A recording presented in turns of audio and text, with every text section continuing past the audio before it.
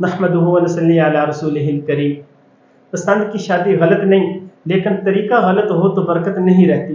पसंद की शादी के 6 तरीके और इनकी शरई हैसियत। नंबर 1, सबसे बेहतर तरीका वालिदैन की पसंद और औलाद की रजामंदी। यही बेहतरीन तरीका है। इसमें ना सिर्फ ख़ानदान की इज्जत बल्कि हया, मोहब्बत और बरकत शामिल होती है।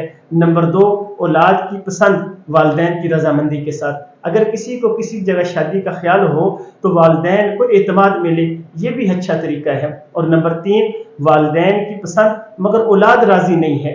अगर औलाद को एतराज़ हो तो वालिदैन से नाराज़गी न करें, सब्र करें, दुआ करें और शरीयत के दायरे में बात करें। ऐसे बच्चे काबिल तारीफ हैं जो वालिदैन और शरीयत दोनों का ख्याल रखते हैं।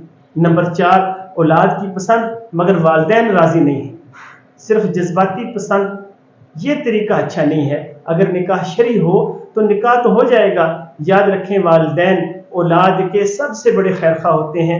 वालिदैन राजी ना हो तो औलाद बरकत से महरूम हो जाती है, दिलों में दरारें पड़ जाती हैं। और नंबर 5, बगैर इजाजत छुपकर या अदालत के जरिए निकाह की शराइत पूरी हो तो निकाह तो हो जाता है, लेकिन ऐसे अमल में अक्सर फितना व फसाद, बगाड़, खानदान की तजलील और कता ताल्लुकी हो जाती है। नंबर 6, जज्बाती पसंद, अंधा जोश। पसंद का गैर शरई तरीका, गैर महरम मर्द और औरत का बगैर निकाह के साथ रहना, ये सरी हराम है। ना निकाह न शरीयत की इजाज़त। ऐसे ताल्लुकात अक्सर बर्बादी, जिल्लत, जुर्म, हत्ता के कत्ल व गारत पर ख़त्म होते हैं। पसंद की शादी करें मगर शरीयत, वालिदैन, इज्जत, हया सबका ध्यान रखें। अस्सलामु अलैकुम।